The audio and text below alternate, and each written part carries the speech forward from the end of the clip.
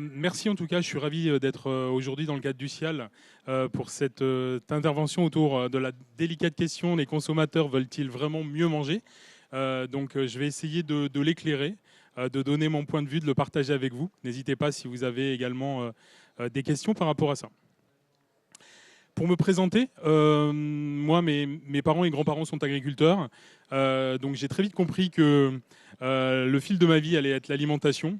Et j'ai travaillé pendant plus de 20 ans dans l'industrie agroalimentaire, où j'ai été jusqu'à il y a encore peu directeur du marketing et de l'offre pour les biscuits Saint-Michel et Bonne Maman. Et puis j'ai décidé de me lancer dans l'entrepreneuriat et j'ai créé le Sens de l'alimentation, une société qui fait à la fois de la production de contenu à travers un média qui s'appelle Strip Food, un média de décryptage de l'alimentation, et une deuxième activité, une activité de conseil, d'accompagnement des entreprises sur les tendances et sur l'innovation. Donc ma posture à moi, ça a toujours été à la fois une posture d'observateur et d'acteur. Je considère qu'effectivement, juste être en observation d'un monde sans être vraiment, sans avoir vraiment les mains dans la pâte, j'allais dire, par rapport à mon ancienne activité, à ses limites, et parfois être justement la tête dans le guidon dans les activités sans prendre le recul nécessaire à la compréhension de choses un petit peu plus globales, ça a aussi ses limites. Voilà ma posture. Alors, on parle beaucoup du mieux manger. Beaucoup du bien manger. Moi d'ailleurs, je ne parle jamais de bien manger parce que j'aime pas trop cette notion morale derrière le bien et le mal. En tout cas, je propose plutôt la notion de mieux manger. Pour moi, cette notion, c'est avant tout une nouvelle norme sociale. Une nouvelle norme sociale qui est liée en fait à un contexte inédit de bifurcation que nous vivons depuis un certain nombre de temps et qui ne va pas s'arrêter, hein, qu'on va certainement peut-être même pas voir la fin de notre vivant, qui est une phase de fin d'un certain nombre de logiques qui prévalait, avec de nouvelles logiques qui sont en train de prendre le relais. Et du coup, cette phase de bifurcation, de grande rupture, de chaos, de crise, elle est liée à la conjonction de 5 grandes ruptures qui arrivent de façon concomitante. C'est totalement inédit, on n'a jamais vécu ça. Et c'est ce qui fait que parfois, on ne sait plus trop vraiment comment se situer. La première des grandes ruptures, c'est une rupture écologique. C'est la fin de l'abondance, le passage de l'abondance à la pénurie, d'accord. Et ça, aujourd'hui, on est en plein là-dedans, donc je vais pas trop revenir là-dessus. La deuxième, c'est une rupture économique. C'est la fin de la grande consommation héritée de l'après-guerre, de cette standardisation des offres, tout sur le même toit, avec effectivement une publicité qui dictait aux consommateurs ce qu'il fallait consommer de façon moyenne. Tout le monde avait une consommation moyenne. Et aujourd'hui, avec la fragmentation de la société, on voit que cette vision, on va dire, de chaîne économique se disloque. Et donc, ça, c'est la deuxième rupture. Donc, la rupture économique. La troisième rupture, c'est la rupture organique. On passe d'un environnement qui était structuré de façon traditionnelle, de façon ultra segmentée. Pour maîtriser la connaissance et les choses, on a rendu chaque domaine très étanche, avec des domaines d'expertise. Tout le monde était cloisonné et étudié et travaillé sur un sujet très précis. Et d'ailleurs, quand on rentrait dans une entreprise, on disait qu'on rentrait dans une boîte. Donc on était vraiment ultra cloisonné. Et aujourd'hui, par rapport à ce monde notamment qui se numérise, la multiplication des interconnexions, on passe d'un monde pyramidal à un monde organique. Ça, c'est la troisième rupture. La quatrième rupture, c'est la rupture numérique, c'est le passage du mécanique au numérique. On le comprend souvent comme une rupture qui entraîne des nouveaux modes de communication, mais c'est véritablement une rupture qui engendre une nouvelle façon de voir le monde, une nouvelle façon, un nouveau rapport à la connaissance, voire même à la vérité. Et ça, c'est quelque chose qui va énormément impacter l'ensemble de la société. La cinquième rupture, on en a assez peu parlé ces dernières années, on en parle, on est en plein dedans, c'est la rupture philosophique. C'est le passage d'un monde où il fallait réussir dans la vie à un monde où il faut réussir sa propre vie. Et ça change tout. C'est le retour au questionnement individuel autour du sens qui remet en cause finalement les parcours de carrière, etc. Plein de choses et qui Du coup, mis bout à bout, ces 5 grandes ruptures vont être extrêmement bouleversantes par rapport à l'ensemble de la société. Donc, au niveau alimentaire, on va revenir à l'alimentaire rapidement. Hein, mais ce qu'il faut savoir, c'est que dans ce marasme de tension, en fait, les idéaux des consommateurs évoluent. D'accord. Les utopies, c'est-à-dire ce que les gens aimeraient, comment ils se projettent, évolue énormément et c'est l'Obsoco qui le mesure. On voit que l'utopie écologique est l'utopie qui, on va dire, dans lequel 51% des Français se reconnaissent. Donc c'est énorme, ça ne se traduit pas d'un point de vue politique, ça ne se traduit pas d'un point de vue économique, mais il faut savoir qu'aujourd'hui, en termes d'utopie, on est vraiment sur le sentiment majoritaire. La deuxième utopie qui est très très forte, c'est la identitaire sécuritaire, 39%. Et enfin, la technolibérale, 10%. Donc on voit que ce contexte extrêmement de crise, extrêmement mouvant, complexe, alimente de nouveaux idéaux et qui sont nourris par le prisme des médias. Effectivement, les médias ont tendance à on va dire, représenter des mouvements qui sont souvent périphériques, des tendances qui sont souvent émergentes. Et on a une aussi impression de lecture de la société qui est parfois pas totalement en ligne avec finalement ce que vivent la majorité des consommateurs et des citoyens. Et puis il y a un autre biais également qui est exprimé par notamment les sondages et les enquêtes d'opinion, c'est que dans ce contexte-là où le mieux manger est une nouvelle norme sociale, quand on pose des questions au consommateur sur ce qu'il veut, d'abord il veut tout. On est tous pareils, hein, on veut tout, hein, on veut payer plus pour de la qualité, pour le bien-être animal, on veut manger bio, on veut manger français. Enfin, on dit le papier refuse pas l'encre, mais le micro refuse pas la parole. Donc en tout cas, on veut tout. Et c'est surtout que du coup, on va avoir une impression de mouvement autour de cette transition qui n'est pas totalement juste. Alors, la première chose qu'il faut relativiser, donc on voit c'est un mouvement complexe qui fait bouger les utopies avec une surreprésentation médiatique de certains mouvements, mais c'est surtout, on a des projections autour du mieux manger qui sont radicalement différentes selon les consommateurs. Et ça change tout. La France et le monde, hein, là je zoome sur la France, mais on peut l'élargir très facilement, est de plus en plus fracturé. Donc on a une fracture sociale et derrière une fracture alimentaire. Et je dirais, il y a plein de façons de lire la fracture, mais une qui me paraît intéressante, c'est la capacité de se projeter par rapport à l'avenir. D'accord ? Soit on est en confiance, soit on considère que cette espèce de métamorphose que nous vivons, cette crise, etc., peut engendrer de la recherche de modèles alternatifs, de solutions alternatives. Ça peut être une opportunité. Et ce n'est pas qu'une question de CSP+. Hein. Il y a des gens à tout niveau qui réinventent leur vie, recherchent des équilibres. Et puis, il y a toute une France qui est clairement qui se raccroche sur le passé, hein, sur le c'était mieux avant, et qui du coup va être en rejet de cette envie d'ailleurs et de réinventer les modèles.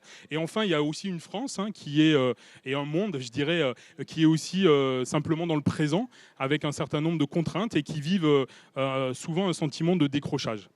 Donc on voit que effectivement cette France fracturée, elle donne un rapport à la transition alimentaire relativement différent. On voit que 45% des Français se trouvent engagés dans la transition alimentaire. Donc c'est à la fois beaucoup, pas beaucoup. Ça dépend comment on lit le chiffre. Ce qui est intéressant de voir, et je ne détaillerai pas, mais c'est qu'à l'intérieur de ces 45%, les gens sont engagés de façon extrêmement différente. Il y a des militants. D'accord, il y a des gens qui sont qui ont choisi leur chapelle et qui tracent. On a des gens qui ont une lecture assez fonctionnelle de l'alimentation avec des 100 par exemple, où ils ont une lecture un petit peu binaire des choses. On a effectivement des édologistes. Ça c'est pour dire un peu, c'est entre le flexitarien et c'est la personne qui veut conjuguer un peu les équilibres entre le plaisir, les nouvelles responsabilités. Bref. Donc on voit que 45% sont engagés et pourtant sont engagés de façon très différente. On a 18% qui sont soit désimpliqués, soit réfractaires, d'accord, pour un certain nombre de raisons qu'on a vues avant. Hein. Ce n'est pas leur sujet du moment, clairement. Et puis on a, comme c'est souvent, 36%, une espèce de ventre mou, qui sont indifférents, d'accord. Donc ça, c'est important à avoir à l'esprit, hein, surtout quand soi-même, on est aussi dans un milieu où on est déjà très engagé. Hein. Je ne sais pas où vous en êtes, mais beaucoup de gens sont quand même, quand on est professionnel de l'alimentaire, on est quand même assez, je dirais, au fait de tous ces mouvements. Je pense que c'est intéressant de relativiser et de voir aussi où sont chaque français, chaque citoyen, par rapport au contexte d'avant, qui est un contexte de rupture sociale très très fort. Alors, l'idée aujourd'hui, c'est pas de vous définir qu'est-ce que bien manger, mieux manger, vous donner ma version. C'est simplement de prendre conscience de cette complexité que les consommateurs avec qui doivent faire avec. La première des choses que je dirais, c'est que si on repart de la base, la sécurité alimentaire, c'est déjà la nourriture suffisante. Donc, à l'heure où on n'arrête pas de polir la notion de bien manger, mieux manger, etc., pour certaines personnes, c'est manger. Il y a à peu près 10% de personnes en situation d'insécurité alimentaire. Ça monte à plus que 30% chez les étudiants. Aujourd'hui, c'est un vrai problème, l'accès à une nourriture suffisante. Alors bien sûr, c'est pas que suffisant, hein, c'est saine et nutritive. Ça, c'est la définition de la base de l'alimentation. Quand on regarde Santé publique France et qu'on demande véritablement qu'est-ce qu'il y a derrière mieux manger, eh ben, ils disent quelque chose de très simple. Il n'y a pas de recette, il n'y a pas de définition, il n'y a pas de régime alimentaire miracle, il y a juste une alimentation qui doit être variée et équilibrée. On retrouve le bon sens, pas simple le bon sens, faut-il avoir un certain nombre de connaissances là-dessus, on y reviendra à la fin. Mais en tout cas, voilà, c'est cette histoire qu'il n'y a pas. C'est pas une affaire de logo, c'est pas une affaire de démarche, c'est pas une affaire de type d'agriculture, c'est véritablement une affaire d'équilibre. Et puis en haut, je vous ai remis finalement ce qui peut vous intéresser, vous, moi, etc. Mieux manger, pourquoi? Pour faire société, parce qu'on est quand même avant tout des gens qui aimaient bien se rassembler et partager plus que de la nourriture. Pour notre territoire, on voit le succès du local, notamment très très fort aujourd'hui, comme besoin de réassurance et de confiance. Pour notre économie, pour la planète, pour ceux qui nous nourrissent, les agriculteurs, pour les animaux. Voilà. Après, chacun, je dirais, précise sa notion. Donc on voit, contexte mouvant, on voit difficulté à réunir tout le monde autour de la notion de mieux manger, hein, entre ceux qui sont clairement engagés, ceux qui ne sont pas du tout là-dedans, et les définitions qui oscillent entre les deux. Donc on voit aussi que entre ces idéaux, d'accord, hein, cet idéal écologiste hein, qui couvre pas mal de choses, mais cette notion de prise en compte de la planète, du vivant, etc., ne se traduit pas dans les actes. Donc on parle de paradoxe ou de green gap, qui est en fait la différence entre nos idéaux et nos contraintes. Donc nos comportements, c'est-à-dire ce qu'on fait réellement, et pas ce qu'on dit qu'on va faire, c'est la différence entre nos idéaux de citoyens, ce qu'on aimerait bien faire, comment on se projette, et nos contraintes. Alors c'est quoi nos contraintes? Eh bien on va les passer, et pour aussi savoir comment on peut agir face à ces contraintes, parce que l'idée, au-delà du constat, c'est aussi de se dire comment on travaille là-dessus. Le premier, c'est le poids des habitudes. C'est peut-être la contrainte la plus forte. Le poids des habitudes, en alimentaire, il existe. Ce matin, je faisais une visite sur l'espace Cial Innovation, je parlais de cette bouteille, je ne sais pas si vous l'avez vue, LSDH, la laiterie de Sunny Hotel, qui sort cette bouteille qui est recyclée et recyclable, d'accord, et qui est grise parce qu'elle est recyclée. C'est un produit qui existait par ailleurs, hein, qui n'a jamais véritablement trouvé son public. Là, on est aussi sur une résistance par rapport à un frein qui peut être un frein qui est l'apparence. J'ai pris l'exemple du jambon sans nitrite, je ne parlerai même pas de la couleur, mais on sait aujourd'hui qu'acheter du jambon sans nitrite, c'est aussi acheter un produit qui se conserve moins longtemps, donc qui est moins pratique. Donc oui, effectivement, il y a une résistance aux habitudes, parce qu'on sait aussi qu'en tant que consommateur, la praticité, la conservation, c'est quelque chose, effectivement, auquel on est attaché. Et par ailleurs, qu'on ne va pas vouloir forcément dealer par rapport à un jambon qui peut m'apporter un bénéfice au niveau de la naturalité. Deuxième exemple de ces paradoxes, c'est nos propres contradictions. Alors, l'alimentaire reste, et je pense restera drivé par le plaisir, c'est Kantar qui le dit dans Cial Insight, 72% des personnes dans le monde, hein, je ne parle même pas de la France c'est peut-être même encore plus, et ça progresse, on mange pour se faire plaisir. Maintenant, il y a différentes façons de se faire plaisir. Ça, c'est un mapping assez classique de rapport du consommateur au plaisir. Alors, on peut cartographier tout le monde, hein, selon si on est plutôt dans le recentrage, dans l'évasion, dans le besoin de contrôle ou dans l'accélération autour du plaisir. Mais surtout, ce graphique-là, on peut se l'adapter à soi-même. C'est-à-dire qu'en fait, il ne s'agit pas de mettre les gens dans des cases, on peut le faire, ça nous donne une indication, et il faut le faire de plus en plus. Mais en revanche, on est nous-mêmes, en fonction du moment de la journée, en fonction de la catégorie de produits dans laquelle on se trouve, etc., de notre humeur et tout, on a des besoins parfois de recentrage fort autour d'une tradition qui nous rassure, et par ailleurs, on peut consommer local, français, adorer tout ça, et à un moment donné, adorer la cuisine exotique, etc. Et pour autant, on est la même personne. Le contrôle peut être en phase de la semaine au quotidien par rapport à des phases de lâcher prise autour du plaisir sur des catégories d'impulsion. Donc voilà, tout ça est assez complexe, ça nous renvoie à notre finalement condition d'humain. Notre pouvoir d'achat, j'aurais pu le mettre en premier. Euh, c'est effectivement important d'avoir en tête, c'est Nielsen IQ qui vient de sortir ces chiffres, que la France préservée, donc préservée, c'est-à-dire qui ne se sent pas du tout affectée par le contexte, qui continue de consommer encore plus, et voilà, j'ai pas dit qu'il n'orientait pas sa consommation, hein, mais la France préservée, c'est 15%. Donc c'est relatif, c'est en volume, hein, c'est assez peu. Alors en valeur, ça peut être très intéressant de la cibler parce qu'effectivement ils ont ils ont de l'argent et c'est une cible intéressante. Mais si on regarde derrière, la France prudente, qui est une France qui n'est pas forcément aujourd'hui dans le déclassement, mais c'est une France qui attend, c'est une France qui est un petit peu inquiète, qui reporte ses achats, qui se remet à regarder au prix, c'est 32%. Et la France qui trinque, c'est 41 plus 12%, donc c'est plus de 50%. Donc on a plus de 50% de la France. Après, on peut faire l'analyse à tous les niveaux et selon les pays, etc.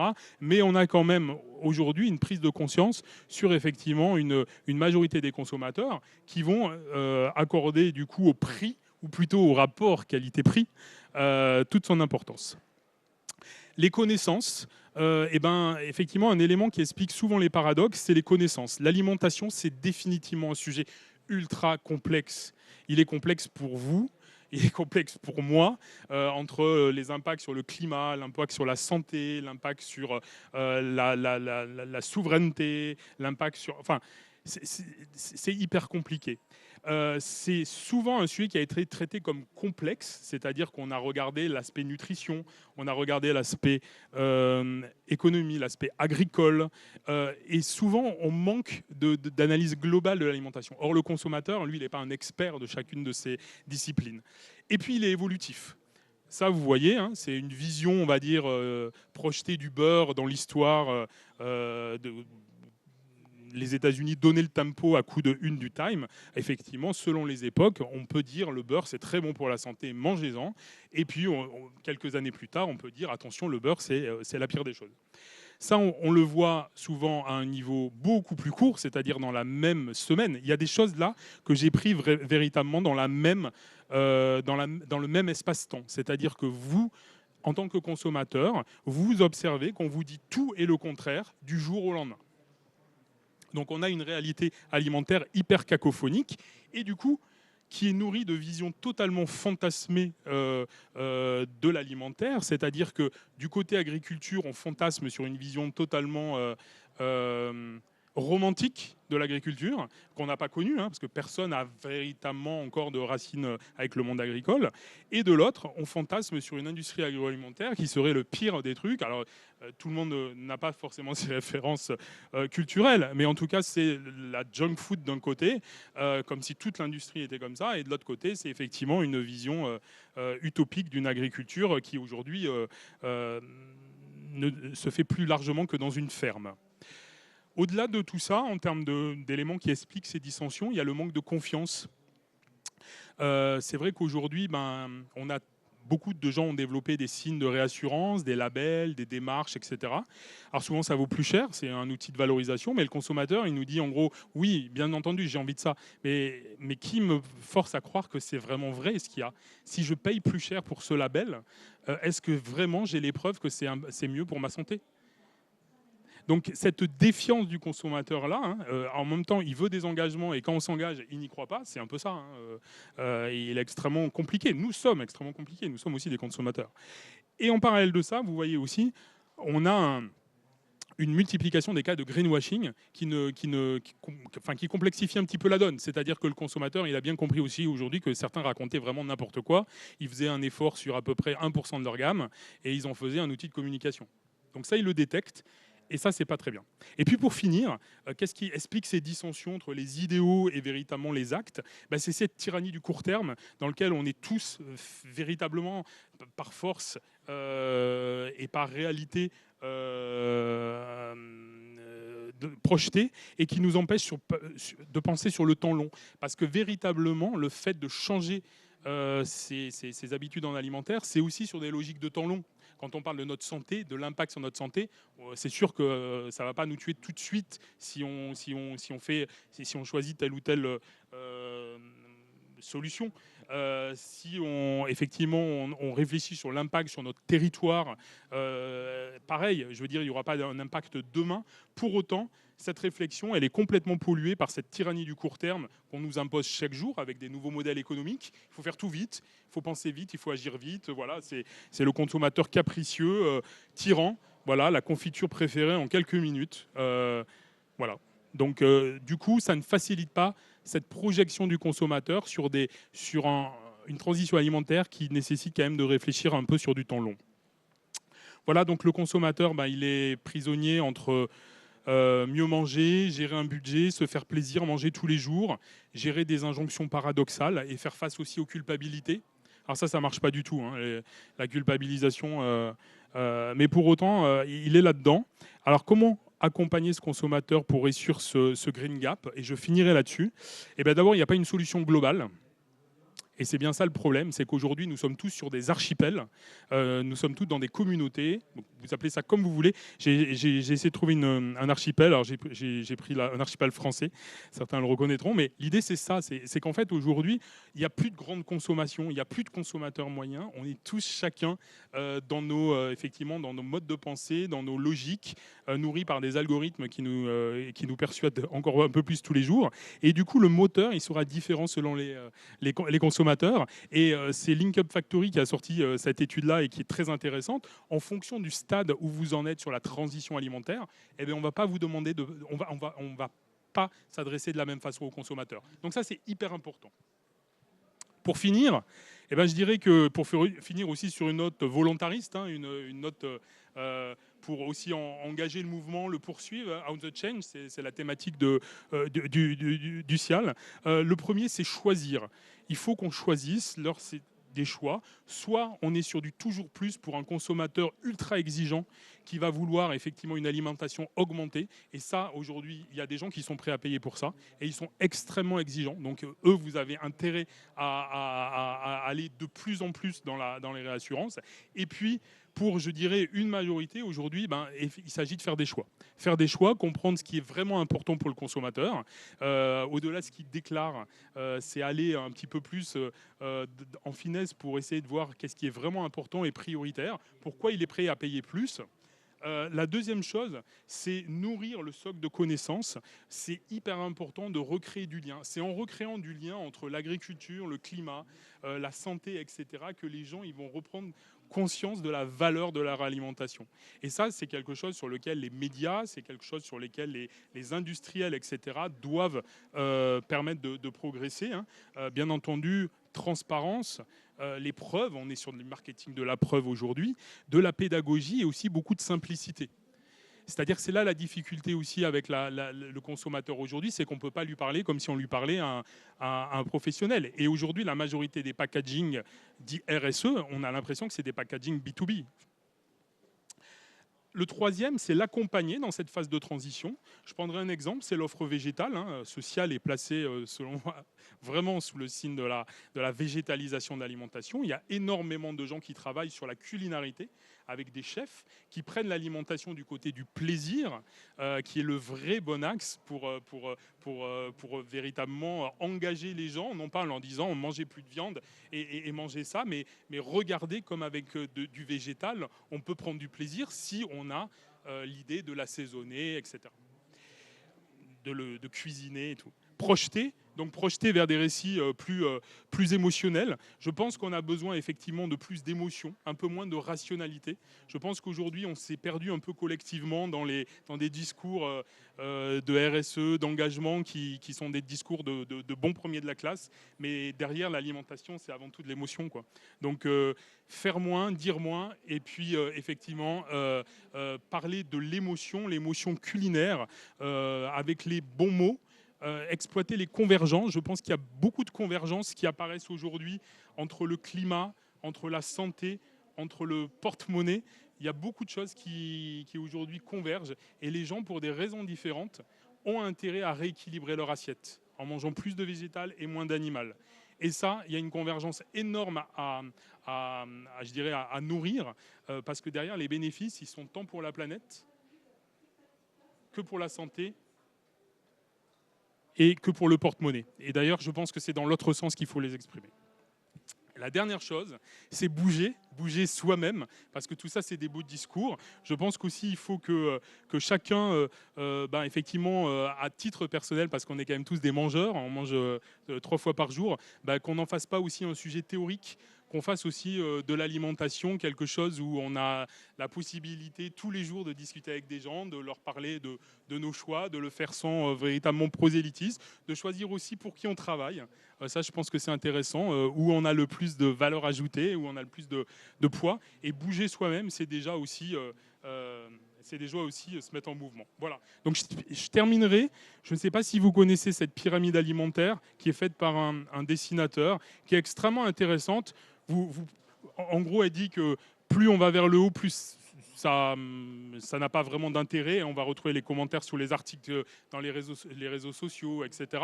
Et plus vous allez en bas, plus vous êtes sur la jugeote, curiosité, l'honnêteté intellectuelle, l'esprit critique, c'est quand même...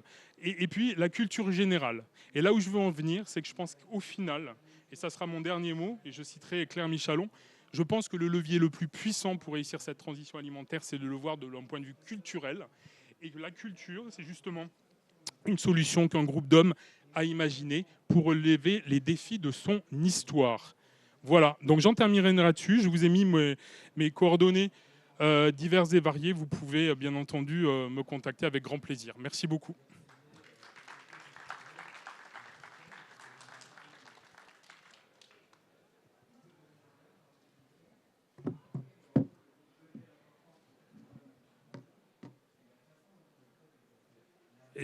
Est-ce qu'il y a des questions ?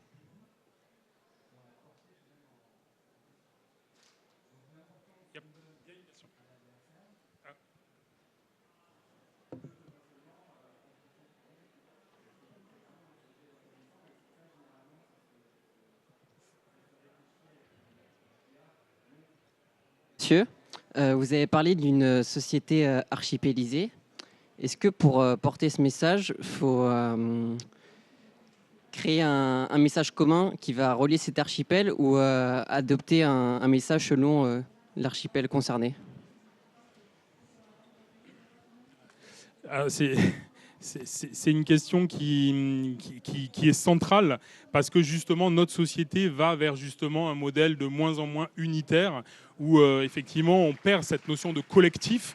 Moi je pense que la réponse elle est un peu entre les deux, c'est-à-dire que effectivement l'alimentation c'est quand même un petit peu ce qui nous relie aussi les uns les autres, donc je pense qu'il y a un terreau commun à trouver et ensuite après il y a une certaine forme de croyance, une forme à des systèmes je dirais personnalisés selon les types d'archipels sur lequel aussi voilà, chacun va se retrouver et l'objectif c'est pas forcément de convaincre les autres ou de les violenter pour rejoindre là-dessus. Je pense voilà, il doit avoir un socle. L'alimentation, c'est un certain nombre de choses assez claires sur l'équilibre nutritionnel, la variété, l'impact sur le climat et tout. Et après, on a chacun nos chapelles, chacun nos croyances, chacun et j'espère dans le plus grand respect, quoi. Ouais.